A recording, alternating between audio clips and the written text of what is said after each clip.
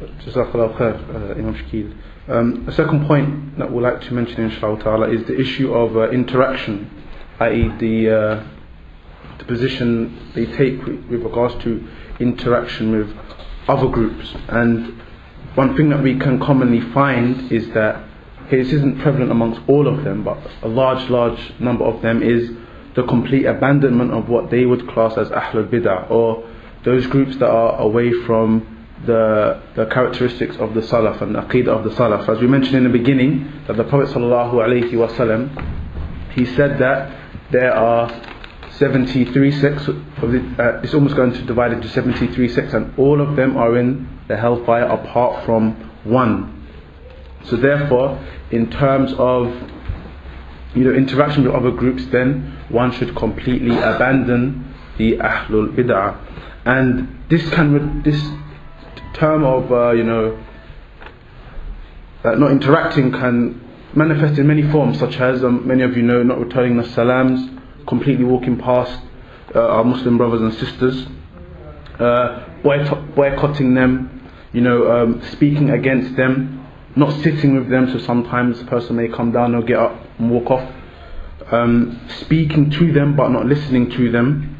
And the reasons which are given for this practice is that the Ahlul Bid'ah, they may influence a person to fall into the Bid'ah. The person isn't strong enough upon the Aqidah of the Salaf, that's why a person has to be abandoned and not interacted with, and what have you. So where it comes down to is, if you're not upon my way, if you're not upon the Aqidah I'm on, if you're not following the shuyukh I follow, then you are from the astray sects, and I can have no real interaction with you until you come onto what I am upon.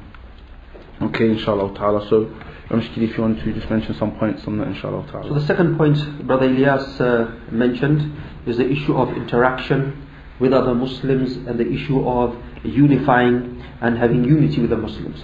Now again, there is what we call intellectual terrorism on this point of view.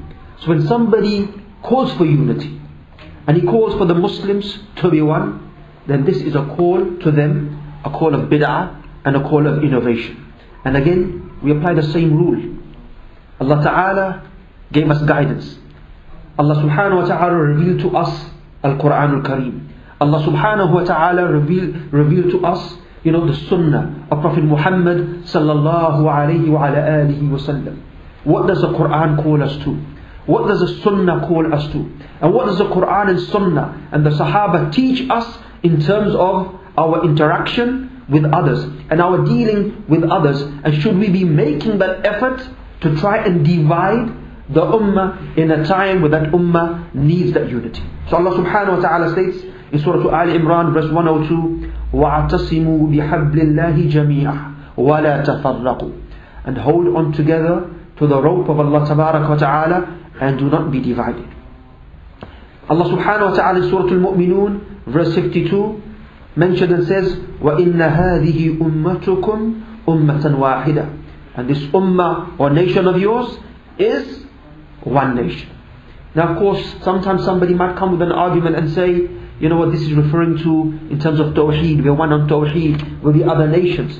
This same ayah was used by Shaykh Ibn Uthaymeen rahimahullah in addressing the issue of unifying the Muslims and making the Muslims one and uniting them upon truth. So very, very important we understand that in terms of our interaction as Muslims, we have that interaction, we have that unity, and we try to the best of our ability to unify the Muslims upon Qur'an, upon the Sunnah of the Prophet ﷺ, upon the way of the companions radiyallahu anhum ajma'in. Now as I was preparing for this short lecture, I was reading through the fatwa of Sheikh Abdul Aziz bin Baz rahimahullah ta'ala. Now this great Imam, great scholar, who people try to use in a wrong way to justify what wrong they might be upon, but the Shaykh rahimahullah is free from the issues. And as I was reading the fatwa of Sheikh Abdul Aziz bin Baz, the Shaykh is addressing the issue of, he says, the Muslims in Africa, how we should be supporting them, how we should be aiding them, how we should be one with them. The Shaykh is addressing the issue more specifically. In that time, there was a famine in Sudan, so he had a whole fatwa on supporting the Muslims on Sudan. The Shaykh rahimahullah is emphasizing and encouraging our interaction. The issue of bid'ah that Brother Ilyas mentioned. Now, how do we define somebody as mubtadi'? Somebody as a deviant? Because sometimes their definition of a deviant would be, you don't call yourself Salafi, so khalas, you're a deviant, which should have no interaction. So there are principles in the issue of somebody being a deviant in itself.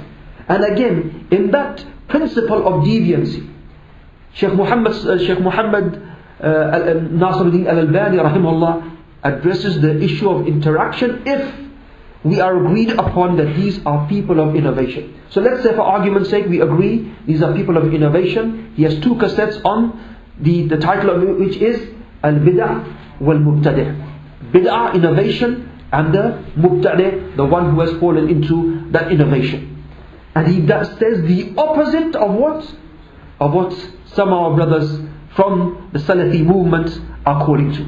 He says, if there are people of innovation in this time, we should be interacting with them to bring them to the Sunnah.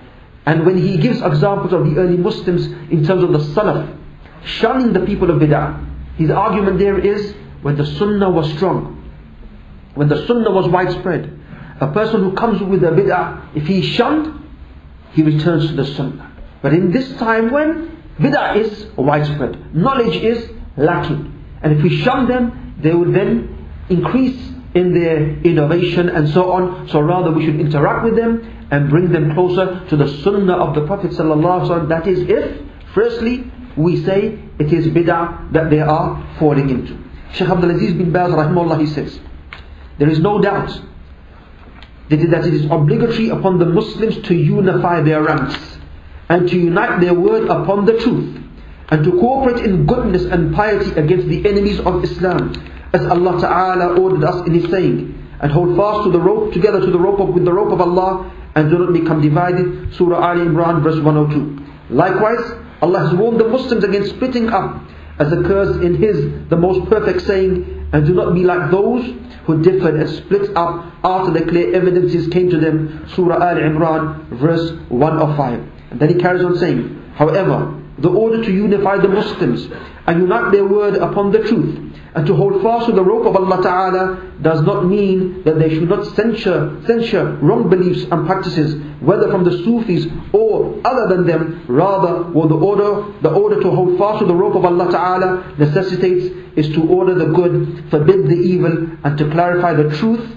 with the clear Sharia proofs to whosoever is misguided. Likewise, Shaykh Muhammad Salih Al-Uthaymeen, this is taken from the book Ideological Attack by Shaykh bin Baz rahimahullah, published in 1999 by Message of Islam. Shaykh Muhammad Salih Al-Uthaymeen, in his book The Islamic Awakening, published 2006, he says, it is very sad to see Muslims becoming divided. See? So look at the opposite of this.